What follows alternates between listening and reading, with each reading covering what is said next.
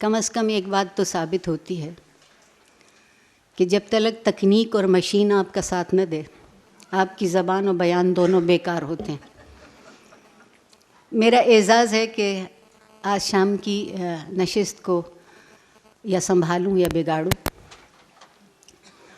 لیکن بہت لطف کی بات یہ ہے کہ جو لوگ آج کی نشست میں شریک ہیں ان کے ہونے کے بعد میری ذمہ داری کم سے کم ہوتی جاتی ہے۔ میں بے حد اطمینان اور افتخار سے دعوت دوں گی زاہدہ حنا صاحبہ کو، میں بے حد خوشی، مسرت اور محبت سے دعوت دوں گی افتخار عارف صاحب کو، اور میں تشریف فرما ہونے کی کا التماس کروں گی جناب نعمان الحق صاحب سے۔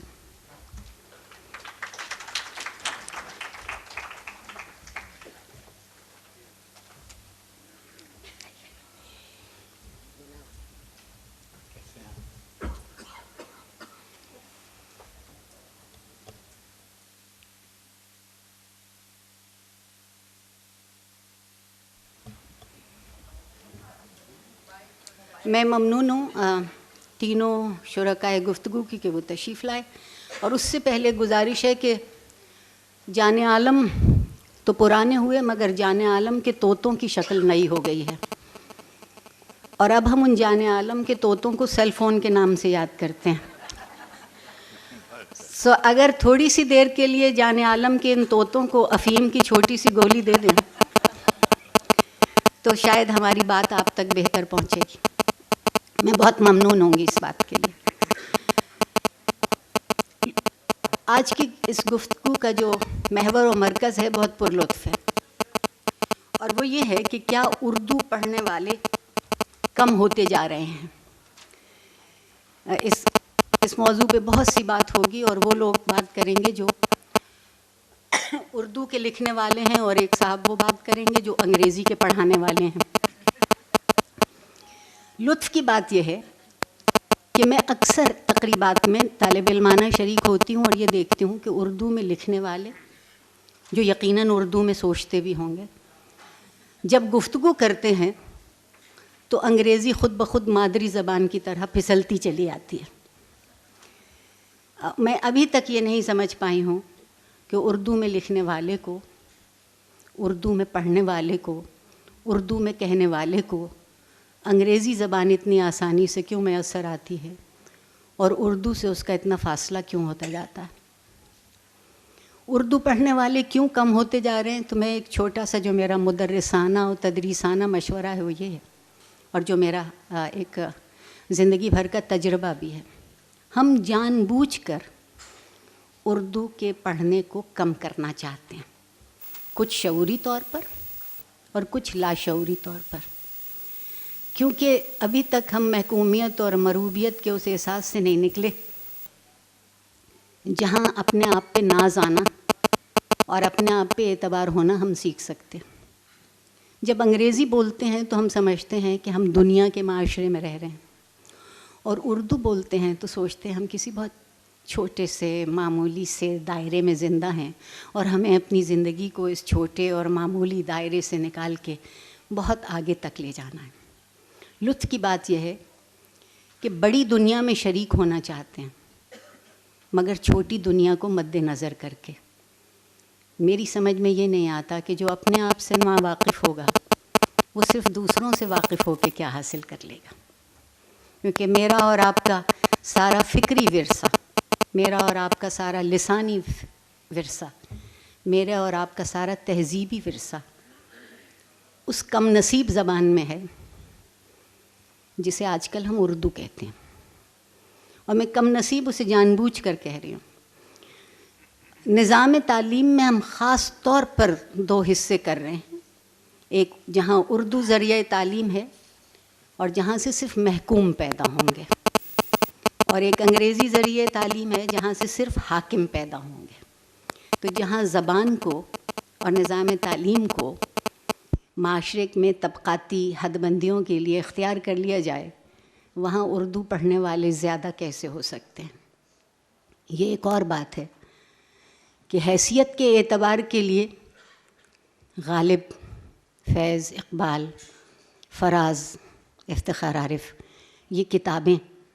ہمارے ہاں کہیں نہ کہیں رکھی ہونا چاہیے، اور پھر ہم بہت فخر سے کندھے اچکا کے کہہ سکیں کیا کریں اردو سمجھ میں نہیں آتی۔ بات ساری یہ ہے کہ اردو سمجھ میں اس لیے نہیں آتی کہ ہم سمجھنا نہیں چاہتے۔ پچھلے دنوں آپ نے ایک لطیفہ پڑھا ہوگا، میں اسے لطیفہ ہی کہتی ہوں، اخبار کی شہ سرخی تھی کہ اب ہماری 8 قومی زبانیں ہوں گی۔ ابھی تک ہم ایک سے نہیں نبٹ پائے، اب 8 کی طرف قدم بڑھانے کو ہیں۔ کیا یہ زبانیں ہمیں تقسیم کریں گی یا یہ زبانیں ہمیں جمع کریں گی؟ میں اصول گفتگو کے خلاف، کیونکہ عام طور پہ تصور ہوتا ہے کہ خاتون سے گفتگو شروع کی جائے۔ میں افتخار عارف صاحب سے ملتمس ہوں کہ وہ بتائیں کہ کیا واقعی اردو کے پڑھنے والے کم ہو رہے ہیں؟ کیا آپ کے شعر کی خوشبو کم ہوتی جاتی ہے؟ ڈاکٹر صاحبہ نے بھی خود اس قدر اچھی اردو میں گفتگو کی ہے کہ اب مجھے حجاب آ رہا ہے سوال کے جواب میں بھی، اور اصل میں بہت سی باتیں ایسی ہوتی ہیں کہ وہ بہت تفصیل چاہتی ہیں، اور اس طرح کے اجلاس اس تفصیل کے لیے شاید ناکافی ہوتے ہوں، مگر ضروری باتیں ضرور کرنی چاہیے۔ کچھ باتیں ہم فیشن کے طور پر کہتے ہیں، اور کچھ باتیں ایسی حقیقتیں ہوتی ہیں جن سے ہم آنکھ چراتے ہیں۔ بہت سے مسائل ہیں جن کا ادراک ہمیں نہیں ہے، اور بہت سے ایسے مسائل ہیں جن کے حل کے تصویر کی اور کوشش نہیں کی گئی، اور الزام کسی اور کے سر ڈال دیا گیا۔ مثلاً یہ ایک مسئلہ تھا، ابھی آخر میں جو بات کہی ڈاکٹر صاحبہ نے کہ ملک کی دوسری زبانوں کے حوالے سے، میں اس بات کا قائل ہوں، اور اس بات کا خیال مجھے آتا ہے ہمیشہ کہ جو لوگ اپنی مادری زبان کا احترام کرتے ہیں وہ دوسروں کی مادری زبان کا احترام کرتے ہیں، اور وہ تمام زبانیں جو ہمارے ملک میں بولی جاتی ہیں ہمارے لیے لائق تعظیم ہیں، اور ان کو ان کا حق دیا جانا چاہیے جیسے قومی زبان کو اس کا حق دیا جانا چاہیے۔ قیام پاکستان سے بہت پہلے، اور بہت ہمارے ہاں بہت سی باتیں ہیں جو رائج ہو گئی ہیں سیاست میں بھی اور معاشرت میں بھی، کہ جو طے شدہ مسائل تھے اور اس پر سر نو گفتگو شروع کی جاتی ہے، اور پھر وہیں سے شروع کی جاتی ہے جو مسائل پہلے بہت گفت و شنید کے بعد، برسوں کے تبادلے خیال کے بعد جس کو طے کیا گیا تھا۔ مگر یہ حق ہے تمام اہل دانش کا اور جہان دانش کا کہ وہ طے شدہ جوابات جو ہیں اس سے انحراف کریں، اور پھر اس پر سیر حاصل بحث کر کے کسی نتیجے تک پہنچیں۔ بہت پہلے ایک حقیقت تھی، وہ یہ کہ فارسی زبان بولی جاتی تھی بر صغیر میں۔ اسلام اور عربی دونوں ایران کے توسط سے، ایران کے ذریعے سے داخل ہوئے، چنانچہ فارسی کا چلن رہا، اور برسہ برس تک، صدیوں تک فارسی کا غلبہ رہا، اور وہی ہماری سرکاری زبان کے طور پر اور ہماری تہذیبی زبان کے طور پر، اور جو مسلمان یہاں رہتے تھے وہ بھی، اور جو مسلمان نہیں تھے وہ بھی، مثلا بہت سی جو پرنسلی اسٹیٹس تھیں وہاں بھی فارسی ہی سرکاری زبان کے طور پر سکھوں کے دربار میں بھی، اور مراٹھوں کے دربار میں بھی، اور راجپوتوں کے دربار میں بھی فارسی بحیثیت سرکاری زبان کے اور علمی زبان کے استعمال ہوتی رہی۔ پھر یوں ہوا کہ برطانیہ نوآبادیاتی نظام کا آغاز ہوا، اور انہوں نے آنے کے بعد کسی بھی سبب سے بیک بینی و دو گوش جسے کہتے ہیں فارسی کو ختم کر کے اس کی جگہ انگریزی کو نافذ کرنے کی کوشش کی اور رائج کرنے کی کوشش کی۔ وہ جو معطوب زمانہ لارڈ میکالے وغیرہ کا ذکر آتا ہے اور سب باتیں کہی جاتی ہیں کہ اس لیے اس نے یہ کیا اور اس لیے اس نے یہ کیا، مگر یہ سب اپنی جگہ، لیکن اگر فرض کیجئے وہ انگریزی زبان اس وقت اس نے نافذ کی تو آج کون آدمی ہے جو نافذ کر رہا ہے؟ اور ہم خود، یہ صرف ہمارا مسئلہ نہیں ہے، یہ بر صغیر کے بڑے حصے کا مسئلہ ہے۔ یہ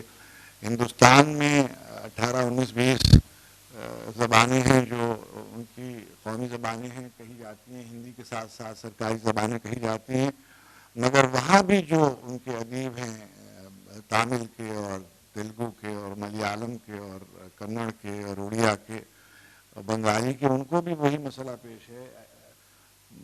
انگریزی کے حوالے سے. تو یہ تو ایک بات ہے. دوسری بات یہ ہے بالکل ہم چاہیں یا نہ چاہیں جو دنیا کی غالب تہذیب ہوتی ہے اس کی جو زبان ہوتی ہے اس کا غلبہ یقینی ہوتا ہے. ہمیشہ ایسے ہوا ہے کہ کسی زمانے میں یونانی اگر کسی خطے کی غالب تہذیب تھی یا عرب برسر اقتدار تھے تو ان کی جو زبانیں تھیں وہ اس علاقے کی غالب زبانیں تھیں اور اس میں ان کا کام ہوتا تھا. اب اس وقت بین الاقوامی سطح پہ انگریزی ایک غالب زبان ہے اور جو جدید علوم ہیں اور اعلیٰ جدید علوم ہیں وہ سارے کے سارے اس میں ہیں. سیاست بھی اور معاشیات بھی اور دوسرے کاروبار حیات بھی انگریزی میں چل رہے ہیں. یہ اس ٹیکنالوجی سے بھی اس کی کا ایک تعلق ہے. مگر بہانہ یہ ہے قیام پاکستان کے فوراً بعد ہندوستان میں یہ مسئلہ کسی حد تک حل کر لیا گیا تھا. پنڈت جواہر لال نہرو نے سوویت یونین کے ماڈل کو سامنے رکھتے ہوئے لنگوسٹک جو پرابلم تھی اس میں سے لسانی فارمولا دے کر کہ سب لوگ روسی پڑھیں گے اور سب لوگ اپنی اپنی اسٹیٹس کی زبانیں پڑھیں گے اور ایک کوئی یورپین زبان پڑھیں گے، چنانچہ جرمن اور فرانسیسی. بالکل اسی طرح سے ہندوستان میں یہ طے ہوا کہ سب لوگ ہندی پڑھیں گے. پورا ہندوستان ہندی پڑھے گا اور انگریزی پڑھے گا اور اپنے اپنے علاقے کی جو مادری زبان ہے وہ پڑھے گا. بنگالی پڑھے گا، آسامی پڑھے گا، اڑیا پڑھے گا، تیلگو پڑھے گا، کنڑ پڑھے گا، ملیالم پڑھے گا وغیرہ. ہمارے یہاں یہ مسئلہ الجھا دیا گیا اور بہت شروع میں قائد اعظم کے 1935 سے ان کے بہت سے بیانات ہیں جو یہ نہیں ہے کہ کسی ایک دن گئے وہ ڈھاکہ اور ڈھاکے میں جا کر انہوں نے بالکل بغیر سوچے سمجھے ایک بیان دے دیا. میں دخل در معقولات کی معذرت کرتے ہوئے، آپ جو تاریخی بات کر رہے ہیں وہ بالکل درست. میں تمام علاقائی زبانوں کی اہمیت اور جو ان کی خوشبو اور جو ان کا رنگ اور جو ان کی کیفیت اس سب کو تسلیم کرتی ہوں. سوال ہمارے پاس آج یہ ہے کہ کیا اردو پڑھنے والے ہمارے پاس کم ہو رہے ہیں، اور جو کہ ہو رہے ہیں، اور اس کے ہونے میں ایک بنیادی وجہ یہ ہے کہ ہمارے ہاں بندوق کی گولی سستی ہے، کتاب مہنگی ہے. اگر ہم کتاب مہنگی کر دیں گے تو پڑھنے والے سے یہ شکایت ذرا کم ہو جائے گی کہ اس تک کتاب پہنچتی کیوں نہیں. اور اگر ہم یہ سمجھتے ہیں کہ جو بہت سے نئے طریقے ہمارے پاس آ گئے، میڈیا کے مختلف ہیں، انٹرنیٹ ہے، اس پر بھی اردو کا معاملہ بہت کم ہے. سوال یہ نہیں ہے کہ انگریزی پھلے پھولے یا نہ پھولے، وہ تو اب اتنی پھول چکی کہ وہ اب ہم سے قابو میں نہیں آتی. اور غالب تہذیب کی بات بھی میں مان لیتی ہوں، مگر میں تو غالب کی تہذیب کی بات کر رہی ہوں. اور اس تہذیب کو زندہ رکھنا میرے خیال میں ایک اپنی شناخت کے لیے، اپنی زندگی کے تقاضوں سے تبدیلی سے کسی صورت روگردانی یا آنکھیں چرانا تو کم ہمتی کی بات ہوگی. اور افتخار عارف صاحب نے بہت ہی کمال سے پورے ایک تاریخی شعور کا جائزہ لیا ہے. مگر میں ایک بات میں جی ضرور کہیے. میں آپ کے اس موقف سے بھی مجھے اتفاق نہیں ہے. قیام پاکستان کے وقت پاکستان کے جن حصوں میں اردو بولی جاتی تھی اور اردو بولے جانے والوں کی جتنی تعداد تھی اس سے کہیں زیادہ اردو پاکستان میں بولی جاتی ہے اور سمجھی جاتی ہے اور پڑھی جاتی ہے. یہ خیال کہ اردو پڑھنے والوں کی تعداد کم ہو رہی ہے، اگر یہ درست ہوتا تو مثلا اس کے بہت سے ہوتے ہیں، انڈیکیٹرز ہوتے ہیں. مثلا جتنے اخبارات چھپتے ہیں، جتنے رسالے چھپتے ہیں، جتنے چینلز ہیں ٹیلی ویژن کے، جتنے ان کے پروگرام ہوتے ہیں، ان کا تناسب اگر آپ غور فرمائیں، یعنی اب تو انتخابی مہمیں چلائی جاتی ہیں، مذہبی منافرت پھیلائی جاتی ہے، تجارتی اشتہارات دیے جاتے ہیں، ان میں کثرت جو ہے وہ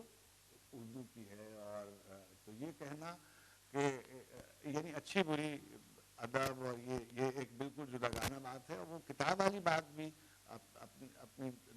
ابھی دیکھیے انگریزی کے میڈیا، انگریزی کے جو ٹیلی ویژن یہاں بیٹھے ہوئے ہیں، بہت سینئر ہمارے جرنلسٹ بیٹھے ہوئے ہیں، وہ اس کی تصدیق کریں گے کہ 90% ملک میں چھپنے والے اخبارات جو